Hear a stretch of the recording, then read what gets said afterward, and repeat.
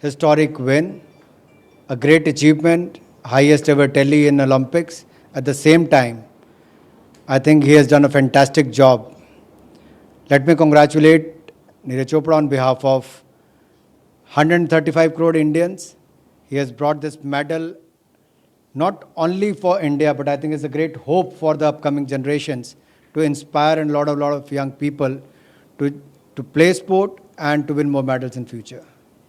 And sir, the way India win medals for the first time, do you think that the hard work has actually pays off? See, the world was facing the COVID-19 pandemic. It wasn't easy for any athlete, any association, or for the government also to prepare for such events. Despite that, the government of India tried its best to send them overseas also to train and provide all kind of facilities. And I'm glad the highest ever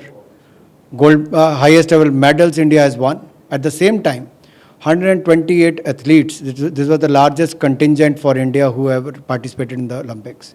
Sir, after the Rio Olympics, Indian government came up with a top scheme. Do you believe that has actually made a massive difference? And this is just the start. And by 2024 and 2024, we will have double-digit medal tally.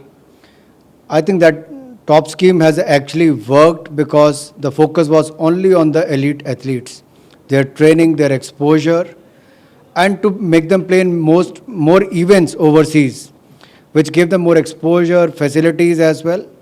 And especially during the COVID-19 pandemic, when most of the athletes were supposed to train overseas, Indian government tried their best to provide all the facilities under the top scheme.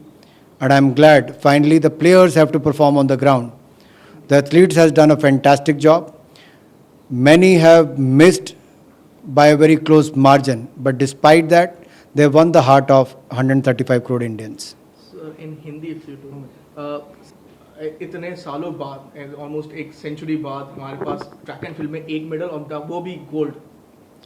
Olympic इतिहास में आज भारत ने पहली बार इतिहास बनाया जहां एक और नीरज चोपड़ा ने शानदार प्रदर्शन करके स्वर्ण पदक जीता है. इतिहास व्यक्तिगत रूप से भी बनाया और देश को भी सर्वाधिक मेडल जिताने में एक बहुत बड़ी भूमिका निभाई है. मैं अपनी ओर से उनको बहुत बहुत बधाई देता हूं, शुभकामनाएं देता हूं. 135 करोड़ भारतीयों का दिल भी जीता है, स्वर्ण पदक भी जीता है और आने वाले खिलाड़ियों के लिए एक प्रेरणा के स्रोत भी बने हैं. सर, जिस तरीके से इंडियन कंटिजेंट ने तैयारियां शुरू करी थी और जिस तरीके से परफॉर्म किया है, 7 मेडल, कई ऐसे खेल जहां पर हमें मेडल मिले, फॉर एग्जांपल हॉकी, एक अलग माहौल सा बन गया है देश के अंदर में. ये कैरी फॉरवर्ड आपको लगता है सर होगा जरूर आगे? देखिए, 41 साल के सूखे को ख़त्म किया तो हॉकी की टीम ने किया, ब्रॉन्ज मेडल भी जीता. वहीं पर महिला हॉकी टीम ने पहली बार क्वालिफाई करके शानदार प्रदर्शन किया. कुल मिलाकर जो हमारा कंटिजेंट गया था उसमें खिलाड़ियों ने अपनी ओर से बहुत अच्छा परफॉर्मेंस किया है. गोल्फ में देखिए, अदिति अशोक बहुत क्लोज मार्जिन से हारी है. दीपक पुनिया को देखिए बहुत क्लोज मार्जिन से गया. ऐसे बहुत सारे, मैं सबके नाम तो नहीं ले पाऊंगा, लेकिन अपने आप में दिखाता है कि सुधार बहुत हुआ है. और इसके पीछे कारण रहा कि जो टॉप स्कीम में भी एलीट एथलीट्स के ऊपर, उनकी परफॉर्मेंस के ऊपर ध्यान दिया गया. देश विदेश में उनकी ट्रेनिंग कराई गई, उनके रहने की व्यवस्था से लेकर हर तरह की सुविधाओं की चिंता की गई. अंततः खिलाड़ियों को ही परफॉर्म करना होता है और खुशी इस बात की है कि इस बार हमारे खिलाड़ियों ने बहुत शानदार परफॉर्मेंस दी है.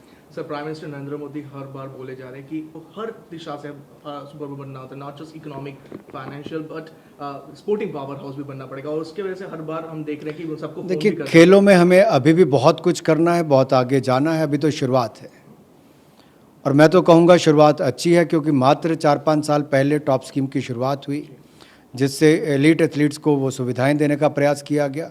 आगे और इसमें संभावनाओं को बढ़ाया जाएगा. तो निश्चित तौर पर अगर आप देखें 1983 में वर्ल्ड कप जब पहली बार जीते, कपिल देव उसके कैप्टन थे, तो उससे पहले शायद ही कोई सोचता होगा भारत विश्व कप जीत सकता है.